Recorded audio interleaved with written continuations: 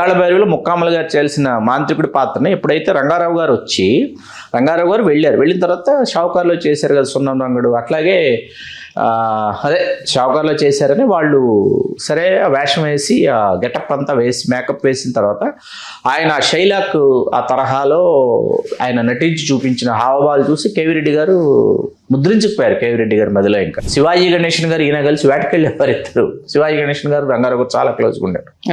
వాళ్ళకి hunting hobby అనమాట. ఆ ఫోటోగ్రాఫ్స్ ఉన్నాయి అవన్నీ. అట్లా ఏంటంటే ఆయన బిహేవియరు, ఆయన లైఫ్ స్టైలు, యాటిట్యూడ్ ఇవన్నీ ఇట్స్ వెరీ వెరీ వెరీ అంటే పెక్యులర్ అండ్ డిఫరెంట్. ఏంటి సీన్ అంటే మొత్తం ఎక్స్ప్లెయిన్ చేశాడంట వివి రాజేంద్ర ప్రసాద్. ఏంటి ఇంకా ఆయన మేకప్ వేసుకుని వచ్చి యాక్ట్ చేసేస్తాడు. సీన్ అంతా ఎక్స్ప్లెయిన్ చేసిన తర్వాత ఈరోజు మూడేం బాగాలేదు, రేపు వచ్చి చేస్తానని వెళ్ళిపోయాడు. ఎందుకు వచ్చినట్టు, ఎందుకు వెళ్ళిపోయినట్టు. క్యారెక్టర్స్ గురించి రచనలు అంటే రచయిత్రులు కావచ్చు, లేకపోతే డైలాగ్స్ రాసేవాళ్ళు కావచ్చు, డైరెక్టర్స్ కావచ్చు, నిర్మాతలు కావచ్చు, తోటి ఆర్టిస్టులు కావచ్చు, ఏమనుకుంటారు అనే విషయాన్ని మనం ఇంకా ఇండెప్త్గా తెలుసుకునే ప్రయత్నం చేద్దాం. చరిత్రకారులు, సినీ రాజకీయ విశ్లేషకులు చిలగటి శ్రీకాంత్ గారు మనతో ఉన్నారు. ఆయన మాటల్లో. శ్రీకాంత్ గారు నమస్తే అండి. నమస్కారం సంధ్య గారు.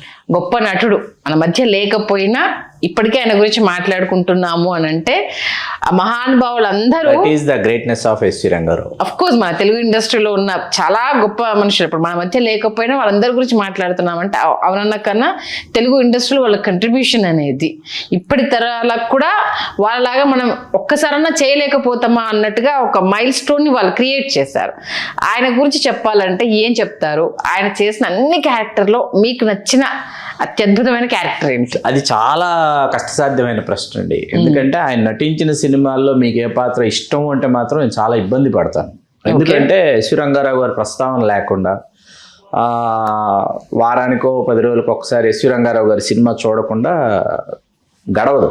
ఎందుకంటే ఏదో ఒక సినిమా తెలియకుండా రామారావు గారు, రంగారావు గారు, నాగేశ్వరరావు గారు, రంగారావు గారు, సావిత్రి గారు, వీళ్ళు సూర్యకాంత గారు కూడా ఉండాలి, రమణారెడ్డి గారు ఉంటారు, రేలంగి గారు ఉంటారు, ఇట్లాగా రాజబాబు గారు, నాగభూషణం గారు, వీళ్ళందరూ ఆల్ టైమ్ ఫేవరెట్స్ అనమాట. అది అట్లాగా నడుస్తుంది. ఇంకా అలా ఉంటుంది అనమాట. ఒక పాత సినిమా చూడటం అనేది ఒక ఆనవాయితీ. అదే రంగారావు గారు ఏంటంటే ఒక్కొక్కసారి సినిమా చూస్తున్నప్పుడు ఒక్కొక్కలాగా అర్థం అవుతారు ఆయన. అవును, లేయర్స్ ఉంటాయన్నమాట. ఆయన అర్థం చేసుకోవడం ఓకే.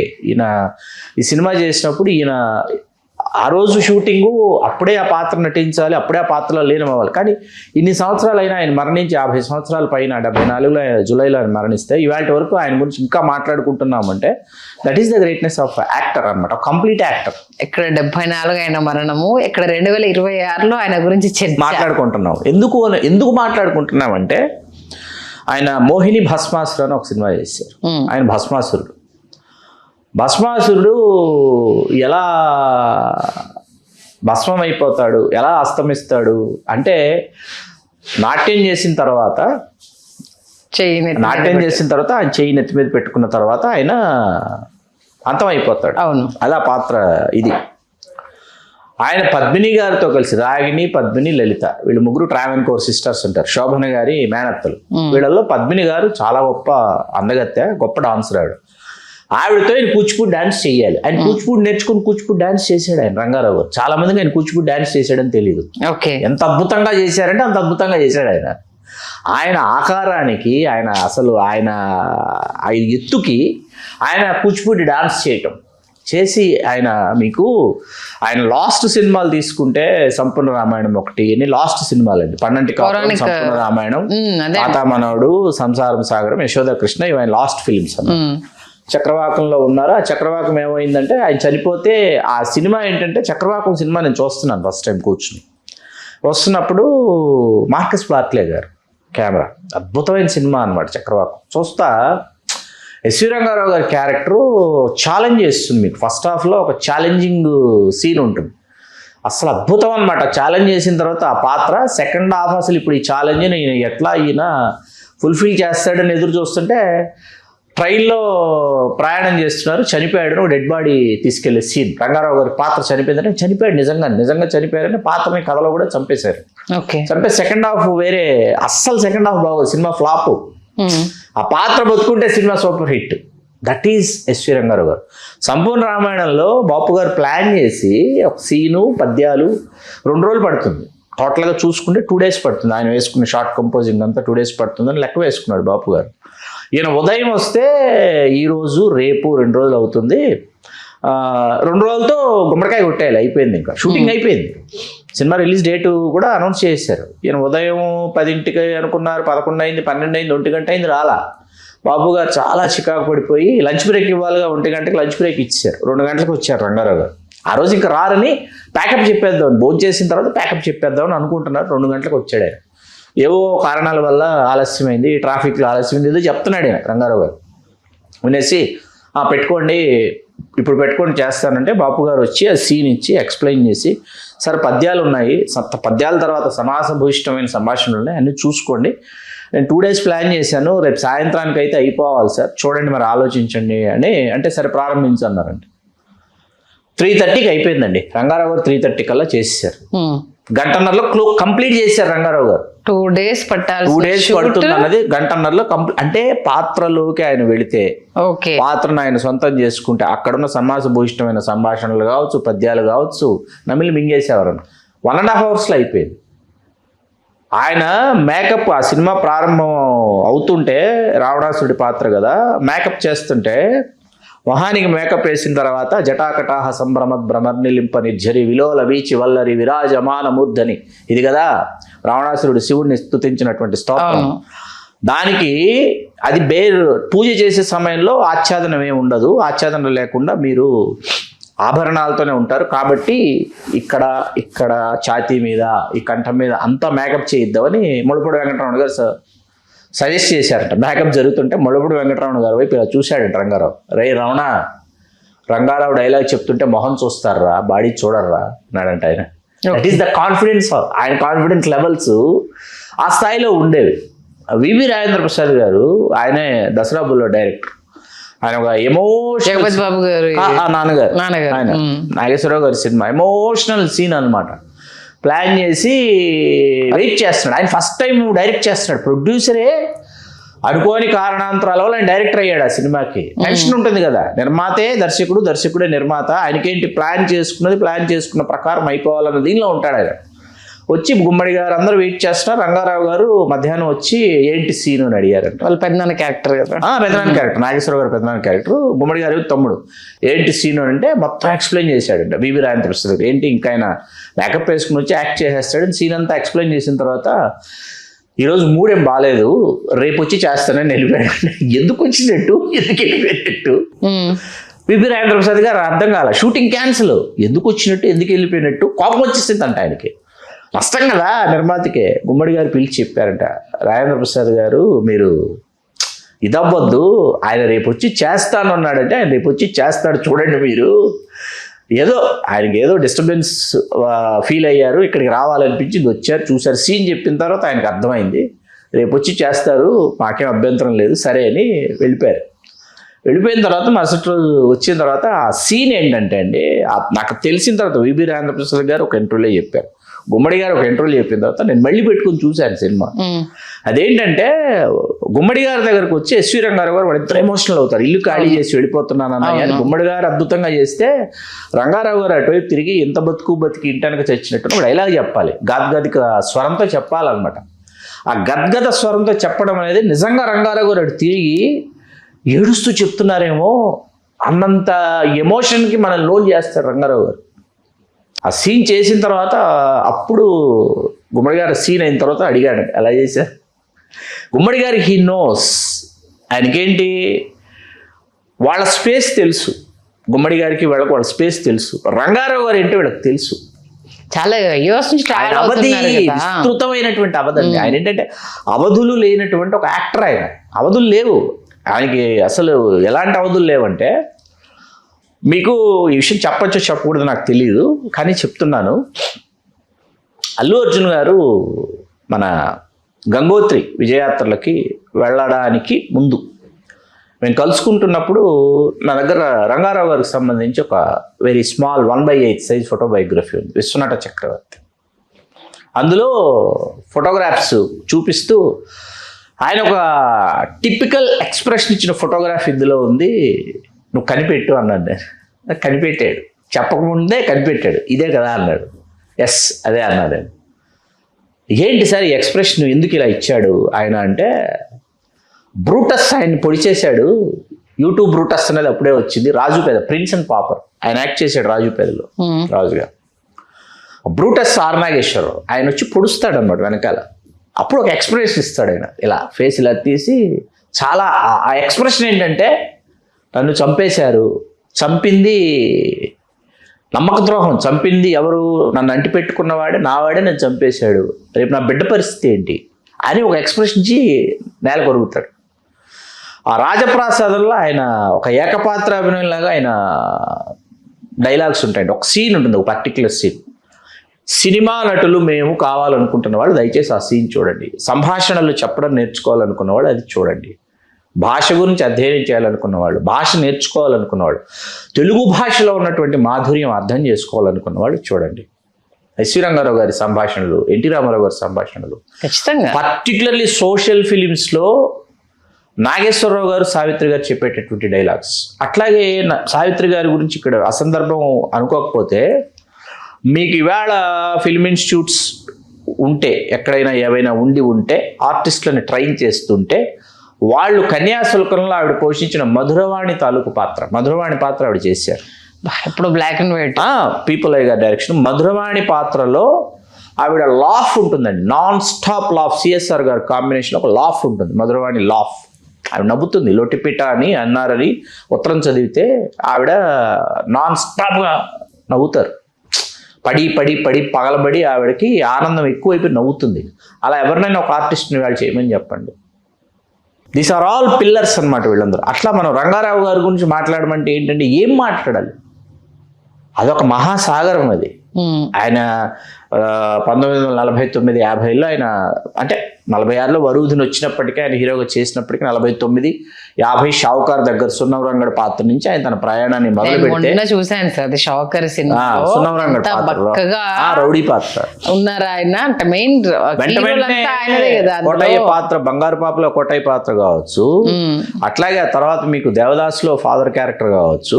వెంటనే ఏంటంటే ఆయన వెతుక్కుంటూ, పాతాళ భైరవిలో మాంత్రికుడు, నేపాళ మాంత్రికుడు ఆయన కాదు, ముందు ముఖాములుగా చెయ్యాలి. Okay.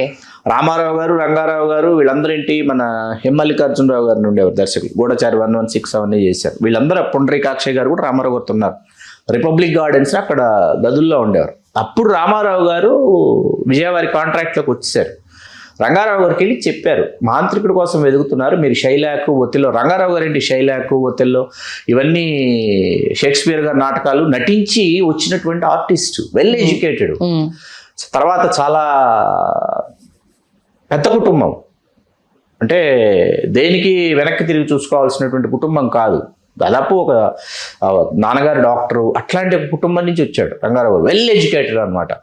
Very serious reader, very serious book lover, book reader. ఆయన కథలు రాశారు. ఎస్వి రంగారావు గారు కథలని అందుబాటులో ఉంది. ఆయన కథలు రాశారు. వేటకెళ్ళేవారు. శివాజీ గణేషన్ గారు ఈయన కలిసి వేటకెళ్ళేవారు ఇద్దరు. శివాజీ గణేషన్ గారు రంగారావు గారు చాలా క్లోజ్గా ఉండారు. వాళ్ళకి హంటింగ్ హాబీ అనమాట. ఆ ఫోటోగ్రాఫ్స్ ఉన్నాయి అవన్నీ. అట్లా ఏంటంటే ఆయన బిహేవియరు, ఆయన లైఫ్ స్టైలు, యాటిట్యూడ్, ఇవన్నీ ఇట్స్ వెరీ వెరీ వెరీ అంటే పెక్యులర్ అండ్ డిఫరెంట్. ఆయన అసలు ఈయన హాలీవుడ్లో ఎందుకు పుట్టలేదని గుమ్మడి గారు లాంటి వాళ్ళు అనుకునేవాళ్ళు. ఓకే, ఈయన ఇక్కడ పుట్టడం మన అదృష్టం, ఆయన దురదృష్టం గుమ్మడి వెంకటేశ్వరరావు గారు లాంటి వాళ్ళు చెప్పారు. హరిశ్చంద్ర అని ఒక సినిమా ఉందండి, రామారావు గారు సత్య హరిశ్చంద్ర కదా, హరిశ్చంద్ర లక్ష్మీరాజ్యం గారు తీశారు, జంపన్ గారు డైరెక్ట్ చేశారు. దాంట్లో హరిశ్చంద్రుడు రంగారావు గారు, ఆయనే హీరో. ఓకే. అందులో గుమ్మడి గారు విశ్వామిత్రుడు. మీకు ఆయన ఇది ఎలా ఉండేదంటే, ఆయన తల వంచడం, కాళ్ళు పట్టుకోవడం పాత్ర అయినా కూడా ఏంటంటే, నేను తల వంచును అనేటటువంటి మనస్తత్వం పాత్ర. ఒకరోజు సెట్లోకి వచ్చిన తర్వాత ఏంటి సీన్ అని అడిగారంట. ఏం లేదండి, మీరు విశ్వామిత్రుడి కాళ్ళు పట్టుకుంటారంటే సరే అన్నారంట. విశ్వామిత్రుడు కాలుతో తంతాడండి, మీ కిరీటం కింద పడిపోతుందంటే, వాడేవాడు నా కిరీటాన్ని తనడానికి నేను చేయను, ఎవడన్నా పెట్టి తీసుకోండి ఆ షాట్ అని వెళ్ళిపోయారంట. Okay, that is SV Rangarao. ఈయన అన్నారంట గుమ్మడి గారు, పాత్రే కదండి అంటే, పాత్ర అయినా సరే తల వంచడు ఎస్వీఆర్ ఎవరికి, that is SV Rangarao. Okay. చివరినాళ్ళలో అంటే అంత ఎర్లీగా చనిపోవడానికి రీజన్ ఆయన తనకున్న హార్ట్ కంప్లైంట్ని ఆయన సీరియస్గా తీసుకోలేదండి. ఇక్కడ జరిగింది, ఇక్కడ ట్రీట్మెంట్ అది అయింది, సర్జరీ ఇక్కడ చేశారు. చేసిన తర్వాత ఏంటంటే స్వయంగా అల్లుడే కార్డియాలజిస్టు, ఆయన యుఎస్లో డాక్టరు. ఆయన యుఎస్కు తీసుకొచ్చేసి అక్కడ ఇంకా బెటర్ ట్రీట్మెంట్ ఇద్దామని అనుకున్నారు. ఈయన విశ్రాంతి తీసుకోవాలా, ఓకే, ఈయన నటించడం మొదలుపెట్టారు. అది ఆయన్ని మనకు దూరం చేసింది 74లో. 25 years స్పాన్ అండి, టోటల్ 24, అంతే 24 సంవత్సరాలు అంతే. 24 సంవత్సరాల్లో ఆయన నటించిన పాత్రల గురించి, సినిమాల గురించి మనం ఇంకా మాట్లాడుకుంటున్నాం. ఓవరాల్ ఎన్ని సినిమాలు యాక్ట్ చేశారు? 200 కూడా పూర్తి చేయలేనా అని. ఓకే, 200 కూడా పూర్తి కాలా. మీకు ఇక్కడ ఏంటంటే, ఇందాక మన గుమ్మడి గారు స్పేస్లో గుమ్మడి గారు ఉంటారని చెప్పారు కదా, నాకు చాలా వన్ ఆఫ్ మై ఫేవరెట్ యాక్టర్స్లో గుమ్మడి గారు ఒకరండి నాకు. ఎందుకంటే వెరీ సెటిల్డ్గా చేస్తారు గుమ్మడి గారు. ఏ క్యారెక్టర్ అయినా ఇన్వాల్వ్మెంట్ అనేది. ఆయన మైనర్ బాబు అని ఒక సినిమా నాకు చాలా ఇష్టం, శోభన్ బాబు గారి సినిమా, చాలా బాగుంటుంది సినిమా. దాంట్లో గుమ్మడి గారు శోభన్ బాబు గారి ఫాదర్, అది వెరీ సీరియస్ క్యారెక్టర్. అక్కడ మీకు రంగారావు గారిది కామెడీ క్యారెక్టర్, మళ్ళీ సెకండ్ హాఫ్ నాగభూషణం గారు వస్తుంది, భలే ఉంటుంది సినిమా. మీకు అందరూ ఉంటారు మనకి. నాకు అర్థం అలా, గుమ్మడి గారు శోభన్ బాబు, మన గుమ్మడి గారు వేయటం ఏంటి, శోభన్ బాబు గారి ఫాదరు రంగారావు గారు వేస్తుండొచ్చు కదా, రంగారావు గారి చేస్తే భలే ఉండేది. ఏది శోభన్ బాబు గారి ఫాదరు ఓకే అని తర్వాత అర్థమైంది నాకు. గుమ్మడి గారు కామెడీ చేస్తే చూడరు, రంగారావు గారు కామెడీ చేసినా చూస్తారు. గుండమ్మ కథలో మరి అయినా అది ప్లస్ చాలా సినిమాల్లో, పన్నెంటి కాపురంలో కూడా పిల్లలతో కామెడీ సీన్స్ ఉంటాయి, చాలా బాగుంటాయి. ఇంగ్లీష్ నేర్పించేటప్పుడు నైఫ్ వైఫ్ అని అంటే పిన్నిరా అనేసరి, అంటే సెటిల్డ్ గా మీరు అన్నట్టు చిన్న చిన్న విషయాలనే ఆయన ఎంత రమ్స్ గా రక్తి కట్టిస్తారు అనడానికి బెస్ట్ ఎగ్జాంపుల్స్ అవి. ఆ పన్నెంటి కాపురంలో క్యారెక్టర్ కూడా భలే, అసలు గుమ్మడి గారి కాంబినేషన్ లో కావచ్చు, కృష్ణ గారి కాంబినేషన్ లో కావచ్చు, రామలింగయ్య గారి కాంబినేషన్ లో ఆ ఫోన్ కనెక్షన్లకు సంబంధించి అమ్ముకి దాంట్లో కావచ్చు, ఇది కదా యాక్టింగ్ అంటే అన్నట్టుగానే ఉంటుంది సీరియస్ గా మీరు అన్నట్టు. కానీ అంత 25 years ఓన్లీ అనేది ఉండుంటే ఇంకెన్ని క్యారెక్టర్స్ ఆయన ముందు అద్భుతంగా ఆవిష్కృతం. చాలా రాసుకున్నారండి స్క్రిప్ట్స్ ఆయన దృష్టిలో పెట్టుకొని. అది ఇప్పటికీ నాకు అవన్నీ ఏంటంటే 2 సినిమాలే చేశారు దాసరి గారి డైరెక్షన్, తాతమ్మనోడు, సంసారం సాగర్. ఆ తర్వాత లేరు. అది ఇంకా దాసనారాయణరావు గారు చాలా కాంప్రమైజ్ అయిపోయారు. తర్వాత అయిపోయి ఇంకా వేరే ధోరణిలో ఆ పాత్రలు వేరేలాగా తీర్చిదిద్దుకుంటూ వెళ్ళారు అనమాట. మనకి ఫస్ట్ నేషనల్ అవార్డ్ కి సంబంధించి అఫ్రోయేషన్ ఫిల్మ్ ఫెస్టివల్ ఇంటర్నేషనల్ ఎన్టీఆర్ గారికి వస్తుంది అనుకుంటే, ఎన్టీఆర్ గారు ఏంటంటే ఆయన పంపించమని చెప్పిందే రామారావు గారు ఏదే దీనికి బృహన్నల దానికి వస్తుంది అనుకుంటే కీచకుడికి వచ్చింది.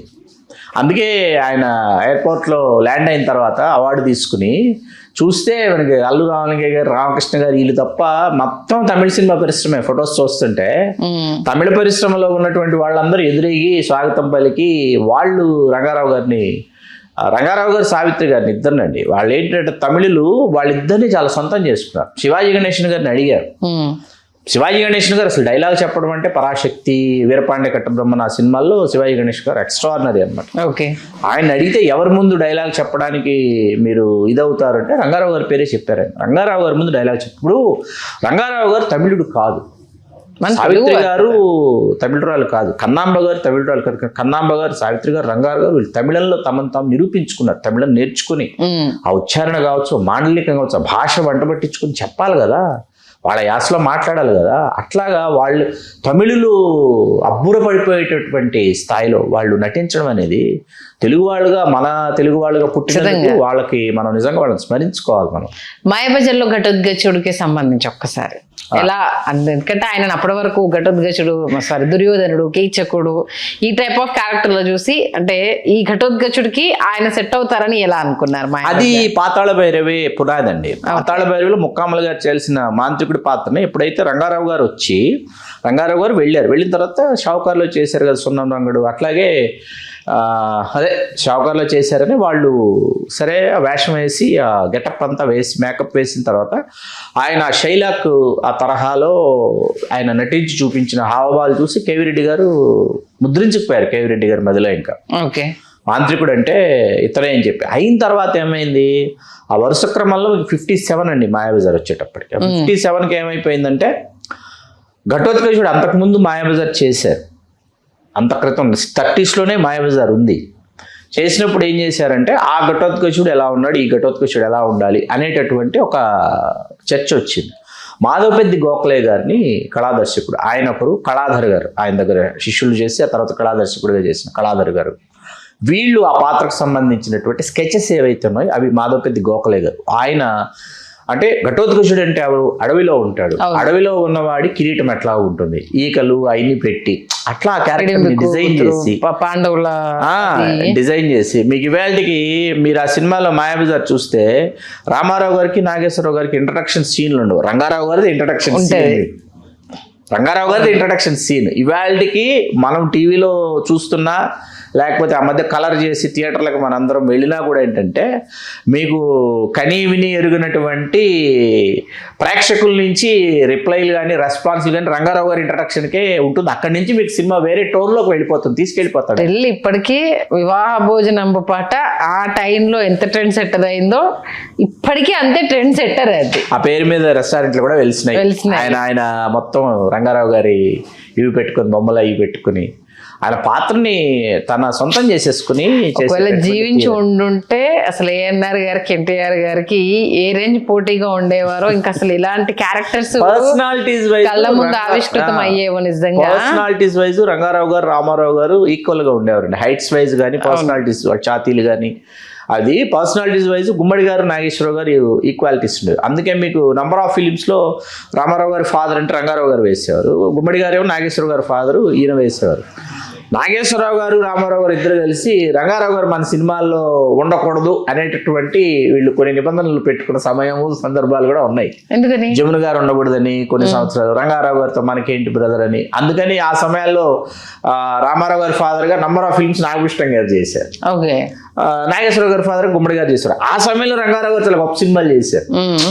ఆయన రెమ్యూనరేషన్ వీళ్ళకంటే ఎక్కువ, హీరోల కంటే రంగారావు గారు రెమ్యూనరేషన్ ఎక్కువ, ఆయన మెయింటెనెన్స్ ఎక్కువ, ఆయన అసిస్టెంట్లు, ఆయన మెయింటెనెన్స్, ఆయన ఇవన్నీ చాలా ఉండేవన్నమాట.